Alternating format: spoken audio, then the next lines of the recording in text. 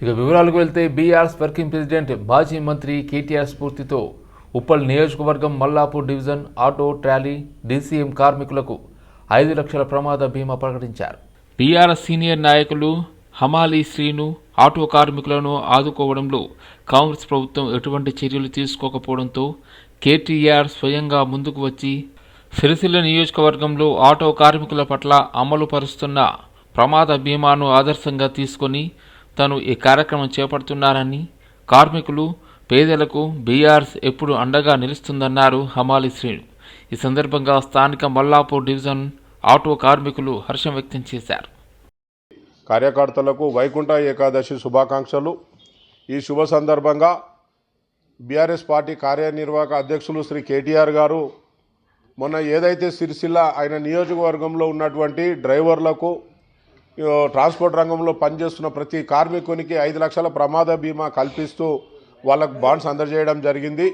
అది అందజేస్తూనే ఈ అన్ని నియోజకవర్గాలలో కాంగ్రెస్ ప్రభుత్వం విఫలమైంది, క్యాబ్ డ్రైవర్లని ప్రతి ఒక్కరి పట్టించుకోకుండా ఉంది కాబట్టి మన పార్టీ తరఫున వాళ్ళకు ప్రమాద బీమా కల్పిస్తూ చేయాలని చెప్పేసి ఆయన మనకు ఆదేశాలు ఇవ్వడం జరిగింది.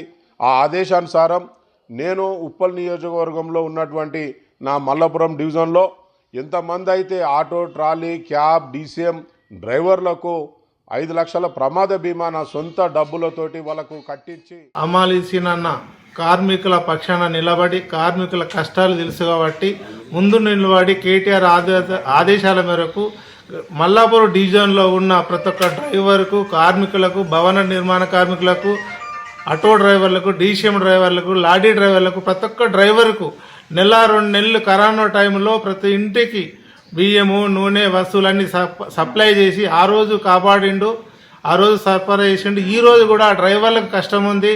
డ్రైవర్లు అనుకోకుండా యాక్సిడెంట్ అవి చనిపోయినప్పుడు 5 లక్షల బీమా టీఆర్ఎస్ గవర్నమెంట్ ఉన్నప్పుడు ఇస్తుండే. ఇప్పుడు కాంగ్రెస్ వచ్చింది కాబట్టి ఇస్తలేదు. దాని మీద ఆలోచించి కేటీఆర్ చెప్పగానే హమాలీ సీనన్న మమ్మల్ని డ్రైవర్లు అందరినీ పిలిచి ఈ రోజు కూడా మమ్మల్ని అందరినీ పిలిచి నేనున్నా తమ్మి, మీకు అండగా నేనున్నా, మీకు 5 లక్షల బీమా నేను చేపి. తెలంగాణ బార్ కౌన్సిల్ 2026 ఎన్నికల నేపథ్యంలో న్యాయవాదుల్లో ఆసక్తి నెలకొంది. మహిళా కోటాలో బార్ కౌన్సిల్ మెంబర్గా పోటీ చేస్తున్న శ్రీమతి కృష్ణమోని స్వాతి తనకు అఖండ మెజార్టీతో మద్దతు తెలపాలని న్యాయవాదులను కోరారు. ఈ సందర్భంగా ఆమె మాట్లాడుతూ తనను బార్ కౌన్సిల్ మెంబర్గా పిలిస్తే చైర్మన్ పదవికి పోటీ చేస్తున్న శ్రీ రాపోలు భాస్కర్కి సంపూర్ణ మద్దతు ఇస్తామని స్పష్టం చేశారు. బడుగు బలహీన వర్గాల ఆశాజ్యోతిగా, పేదల ఫ్లీడర్గా పేరుగాంచిన రాపోలు భాస్కర్ను చైర్మన్గా ఎన్నుకోవడం ద్వారా న్యాయవాదులకు న్యాయం జరుగుతుందని తెలిపారు. రాష్ట్ర వ్యాప్తంగా సుమారు 36,000 మంది న్యాయవాదులకు ఈ ఎన్నికలు అత్యంత ప్రతిష్టాత్మకమైనవిగా నిలుస్తాయని పేర్కొన్నారు. మొత్తం 25 మంది సభ్యులతో కూడిన తెలంగాణ బార్ కౌన్సిల్ వ్యవస్థ ఫిబ్రవరి 2026లో రూపుదిద్దుకోనుందని వెల్లడించారు. మహిళా న్యాయవాదులకు 30% రిజర్వేషన్ కల్పించిన సుప్రీం ధర్మాసనం నిర్ణయానికి, అలాగే బార్ కౌన్సిల్ ఆఫ్ ఇండియా సభ్యులకు కృష్ణమోని స్వాతి కృతజ్ఞతలు తెలిపారు.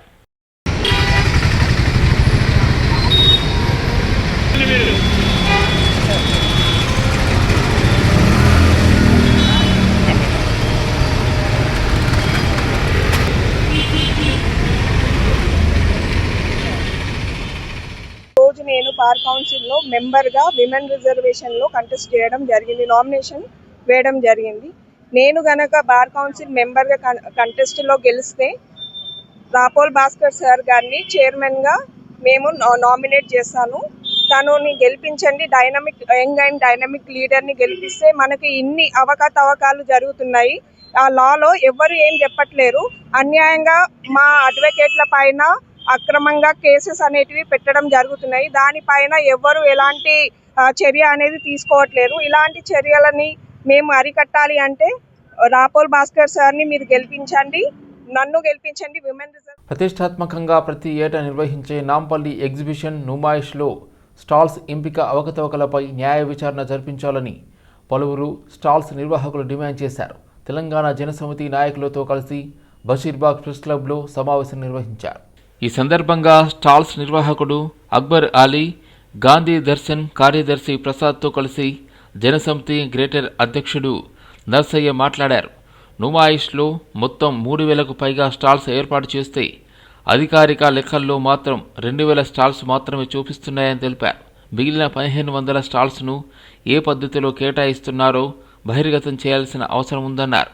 సొసైటీ లెక్కల ప్రకారం మినిమం స్టాల్స్కు ₹1,00,000 రెంట్ ఉంటుందని, కానీ ఎగ్జిబిషన్ సొసైటీ సభ్యులు అదనంగా 2 నుండి 3 లక్షలు వసూలు చేస్తున్నారని ఆరోపించారు. 87 సంవత్సరాల సుదీర్ఘ చరిత్ర ఉన్నటువంటి ఈ నుమాయిషిలో స్టాల్స్ ఎంపిక, ఈ స్టాల్స్ ఏర్పాటు చేసుకోవడానికి భారతదేశంలో ఉన్నటువంటి ఇతర రాష్ట్రాల అన్ని రకాల వృత్తుల వాళ్ళు, అన్ని రకాల పారిశ్రామికవేత్తలు, అన్ని రకాల వ్యాపారస్తులు తమ సంస్థలను ప్రమోట్ చేసుకోవడానికి ఇక్కడికి వస్తున్నారు. ఇంత టెక్నాలజీ పెరిగిన తర్వాత స్టాల్స్ ఎంపికలో ఒక పారదర్శకతని ఉండాలి. అప్లై చేసుకున్నటువంటి స్టాల్స్ వారికి మీరు ఆన్లైన్ సిస్టమ్ లో డ్రా తీస్తున్నారా, లేదా లాటరీ ద్వారా తీస్తున్నారా, మరి ఏ విధంగా చేస్తున్నారు, వారి అర్హతలకి ఏమైనా చేస్తున్నారా, లేదా ఓపెన్ టెండర్స్ చేస్తున్నారా అనేది స్పష్టం చేయాల్సిన అవసరం ఉన్నది. అయితే ఇక్కడ కేవలం తూతూ మంత్రంగా కార్నర్ స్టాల్స్ కి లేదా డిమాండ్ ఉన్న స్టాల్స్ కి మాత్రమే వేలం పాట వేసి మిగతా అన్ని స్టాల్స్ ని అక్రమంగా అమ్ముకుంటున్నారు. ఈ అక్రమంగా అమ్ముకున్నటువంటి స్టాల్స్ లో వచ్చినటువంటి డబ్బును అంతా ఆ సొసైటీ కాజేస్తుంది. అందుకోసమే తెలంగాణ జనసమితి నుంచి మేము బాధితుల పక్షాన డిమాండ్ చేస్తున్నాం. 3500 స్టాల్స్ కి మీరు వేలం పాటనన్నా వేయాలా, లేకపోతే ఏదైనా ఒక పారదర్శకమైన పద్ధతిలో స్టాల్స్ ఎంపిక జరగాల. కానీ ఇక్కడ ఒక దందా చేస్తున్నారు. ఈ సొసైటీ సభ్యులు ఇండైరెక్ట్ గా తమ వ్యక్తులకు ఒక్కొక్కరికి 50, ఒక్కొక్కరికి 100 స్టాల్స్ ని ఎలా ఇస్తున్నారని మేము ప్రశ్నిస్తున్నాం. సమాజంలో ప్రశ్నించే గొంతు తయారైనప్పుడు బలమైన సమాజం నిర్మితమవుతుందని, ఆ దిశగానే గోషామహల్ నియోజకవర్గంలోని సమస్యల పరిష్కారానికి బస్తీ నిద్ర చక్కటి వేదికగా నిలుస్తుందని గడ్డం గంగాధర్ యాదవ్ ఫౌండేషన్ చైర్మన్ గడ్డం శ్రీనివాస్ యాదవ్ పేర్కొన్నారు. ఉస్మాన్ సాయిలోని శ్రీ జంగల్ విఠోబా దేవాలయంలో విఠలేశ్వర, రుక్మాబాయిలకు ప్రత్యేక పూజలు నిర్వహించి గోషామహల్లో బస్తీ నిద్ర కార్యక్రమానికి శ్రీకారం చుట్టారు. అక్కడే ఏర్పాటు చేసిన బస్తీ నిద్ర కుటీర కేంద్రాన్ని గడ్డం శ్రీనివాస్ యాదవ్ ప్రారంభించారు. అనంతరం ఏర్పాటు చేసిన విలేకరుల సమావేశంలో ఆయన మాట్లాడుతూ, ఈ బస్తీ నిద్ర కార్యక్రమం ద్వారా బస్తీలలో నెలకొన్న సమస్యలు, చేపట్టాల్సిన మౌలిక వసతులు, నిరుపేద విద్యార్థులకు అందించాల్సిన క్రియేటివ్ ఎడ్యుకేషన్, అదేవిధంగా ప్రజా ఆరోగ్యం, నిరుద్యోగ యువతకు ఉద్యోగ అవకాశాలు, ఉద్యోగ భద్రత, రాజకీయ నవీకరణ తదితర అంశాలపైన వివరాలను అడిగి తెలుసుకొని పరిష్కారం కోసం తమ వాలంటీర్లను ఆయా బస్తీల్లోకి వెళ్లి ప్రజలు ఎదుర్కొంటున్న ఇబ్బందులను అడిగి తెలుసుకొని వాటిని పరిష్కారం కోసం అక్కడే ఏర్పాటు చేసిన కుటీర కేంద్రంలో వివరాలు సేకరించి పరిష్కారానికి కృషి చేస్తామని ఆయన తెలిపారు. అందరికీ నమస్కారం. నేను మీ గడ్డం శ్రీనివాస్ యాదవ్, గడ్డం గంగాధర్ యాదవ్ ఫౌండేషన్ చైర్మన్. గత 10 సంవత్సరాల నుంచి గడ్డం గంగాధర్ యాదవ్ ఫౌండేషన్ ద్వారా ఎన్నో సంక్షేమ కార్యక్రమాలు చేపట్టినాం. ఉదాహరణకు దళితవాడలో బస యాత్ర అయితేనేమి, అదేవిధంగా అంగన్వాడీని స్కూళ్లను ఓన్ చేసుకోవడం అయితేనేమి, అదేవిధంగా జాబ్ మేళా పెట్టి జాబులు ఇప్పించడం అయితేనేమి, ఇవన్నీ మేము ఒక నిర్మాణాత్మకమైనటువంటి కార్యక్రమాలు చేసినాం. ప్రజలకు ఇతోధికంగా మేలు చేసే ప్రయత్నం చేసినాం కాబట్టి ఆ తృప్తి ఉన్నది, కాబట్టి దాంట్లో ఎంతో ప్రోత్సాహం మాకు అందింది. కాబట్టి ఇప్పుడు గడ్డం గంగాధర్ యాదవ్ ఫౌండేషన్ ద్వారా ఇంకో వినూత్నమైనటువంటి కార్యక్రమం, ఆ కార్యక్రమమే బస్తీ నిద్ర. ఈ బస్తీ నిద్ర కార్యక్రమం ఏంటి అని అంటే 200 ఇండ్ల మధ్యలో ఈ కుటీరాన్ని ఏర్పాటు చేసుకుంటాం. ఇక్కడ వారికి వాటరు, టీ ఇవ్వడం జరుగుతుంది. సమస్యల మీద ఎవరైనా మా దగ్గరికి వస్తే ఆ సమస్యలను తక్షణమే అధికారులను ఇక్కడ పిలిపించి పరిష్కారం చేస్తాం. అదేవిధంగా సమస్యలు లేని వాళ్ళతో కూడా మేము ఇక్కడ కలిసి వాళ్ళతో ఒక చిట్ చాట్ చేస్తాం. మంచి రాజకీయాలు చేయాలన్న విషయాలను చర్చించుకుంటాం. బస్తీ యొక్క అభివృద్ధి గురించి చర్చించుకుంటాం. బస్తీలో మేలు జరిగే విధంగా, కృషి చేసే విధంగా వాళ్ళను కూడా పాత్రలను చేస్తాం. మొత్తానికి గడ్డం గంగాధర్ యాదవ్ ఫౌండేషన్ విద్యా హిమాయత్ నగర్లో ఉన్న టీటీడీ వెంకటేశ్వర స్వామి ఆలయంలో తెల్లవారుజాము నుండి భక్తులు పెద్ద సంఖ్యలో తరలివచ్చారు. స్వామివారి దర్శనానికి భక్తులు బారులు తీరారు. ఉత్తర ప్రవేశ ద్వారం గుండా వైకుంఠ ద్వార దర్శనం చేసుకున్నారు. ప్రత్యేక పూజలు, అలంకరణలతో ఆలయం శోభాయమానంగా మారింది. అదేవిధంగా అంబర్పేట్ డీడీ కాలనీలోని అహోబిలం ఆలయంలో కూడా వైకుంఠ ఏకాదశి సందర్భంగా భక్తుల రద్దీ కనిపించింది. ఉదయం నుంచే భారీ సంఖ్యలో భక్తులు శ్రీ వెంకటేశ్వర స్వామిని దర్శించుకుని పర్వదినం పూజల్లో పాల్గొన్నారు. వైకుంఠ ఏకాదశి పర్వదినాన్ని భక్తులు భక్తి శ్రద్ధలతో ఘనంగా జరుపుకున్నారు.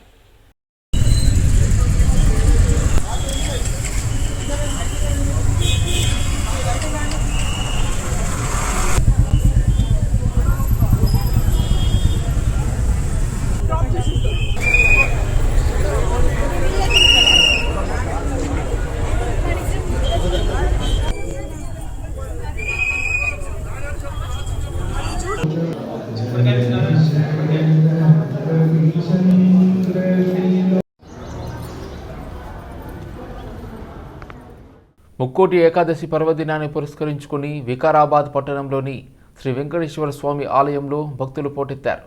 ఉదయం నుంచి పెద్ద సంఖ్యలో భక్తులు ఆలయానికి చేరుకుని స్వామివారిని దర్శించుకున్నారు. ఈ సందర్భంగా భక్తులకు ఎలాంటి ఇబ్బందులు కలగకుండా ఆలయ సిబ్బంది ప్రత్యేక చర్యలు చేపట్టారు. క్యూ లైన్లను సక్రమంగా ఏర్పాటు చేయడంతో పాటు భద్రతా సిబ్బందిని మోహరించారు. భక్తులకు త్రాగునీరు, ప్రసాద పంపిణీ వంటి సౌకర్యాలు అందుబాటులో ఉంచారు. వృద్ధులు, మహిళలు, చిన్నారులకు ప్రత్యేక ఏర్పాట్లు చేశారు. అలాగే ఆలయ పరిసరాల్లో పరిశుభ్రతపై ప్రత్యేక దృష్టి సారించారు. భక్తులు ప్రశాంతంగా స్వామివారి దర్శనం చేసుకున్నారు. ముక్కోటి ఏకాదశి వేడుకలు భక్తి శ్రద్ధల మధ్య ఘనంగా కొనసాగాయి.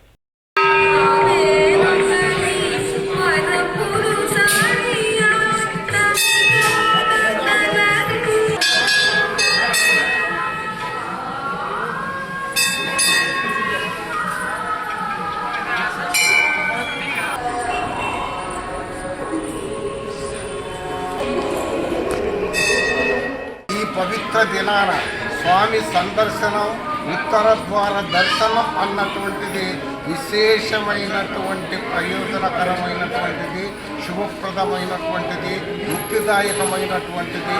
కాబట్టి భక్తులందరూ కూడా వేలాది మంది విశేషంగా ఉదయం 4:30 గంటల నుండి ఆరంభమై రాత్రి వరకు కూడా నిరంతరంగా స్వామి సందర్శనం చేసుకోవటం అన్నటువంటిది ఈరోజు ప్రత్యేకత.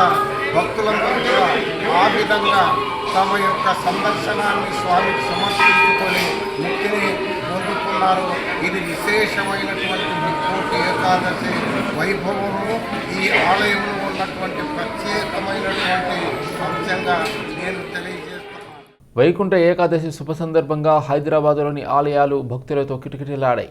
కొత్తపేట వాసవి కాలనీలోని అష్టలక్ష్మి దేవాలయంలో వైకుంఠ ఏకాదశిని ఘనంగా నిర్వహించారు.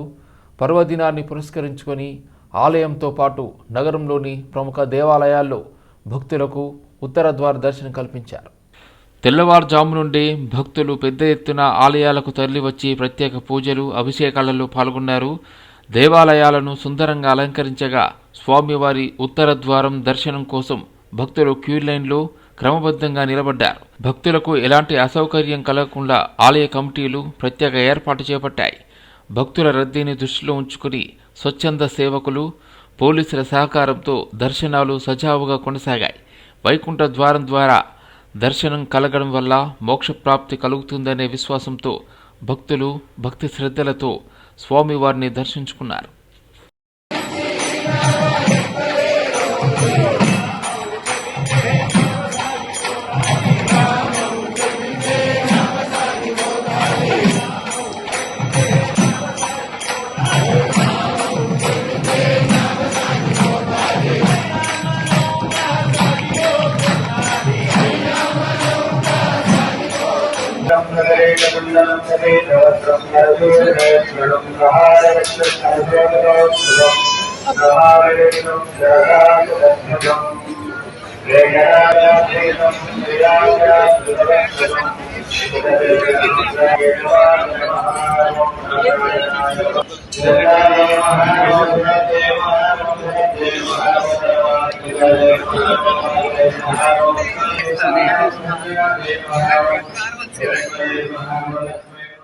రంగారెడ్డి జిల్లా తొర్రూరు గ్రామంలో ఉన్న శ్రీ రంగనాయకి సమేత రంగనాథ స్వామి దేవస్థానంలో ముక్కోటి ఏకాదశి పర్వదినాన్ని పురస్కరించుకొని ఆలయానికి భక్తులు పోటెత్తారు. త్రేతాయుగంలో శ్రీరామచంద్రుడు ఇక్కడ కొలువై ఉన్న రంగనాథ స్వామిని దర్శించుకున్నాడని పురాణాలు చెబుతున్నాయన్నారు వేద పండితులు.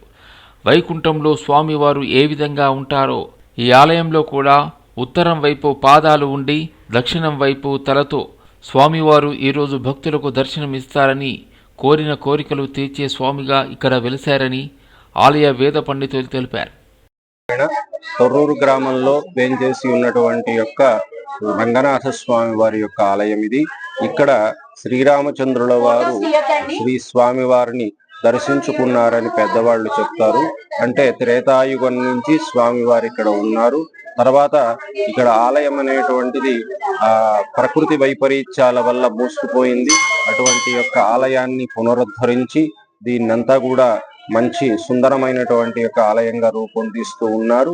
ఈ రోజున ముక్కోటి ఏకాదశి సందర్భంగా స్వామివారు శ్రీవైకుంఠంలో ఏ విధంగా ఉన్నారో ఆ విధంగా ఉన్నారు. శ్రీవైకుంఠంలో స్వామి దక్షిణం దిక్కు వైపు తలపెట్టుకొని ఉత్తరం వైపు పాదాలతో ఉంటారు.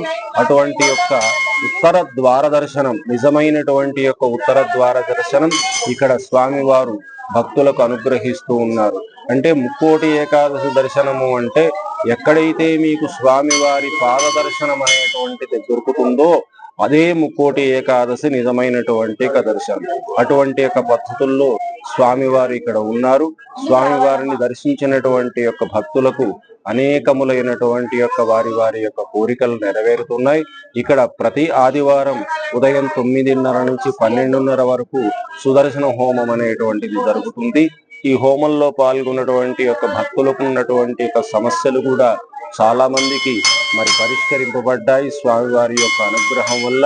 అదే విధంగా ఇక్కడ స్వామివారి యొక్క కళ్యాణంలో వాడినటువంటి యొక్క కొబ్బరికాయలను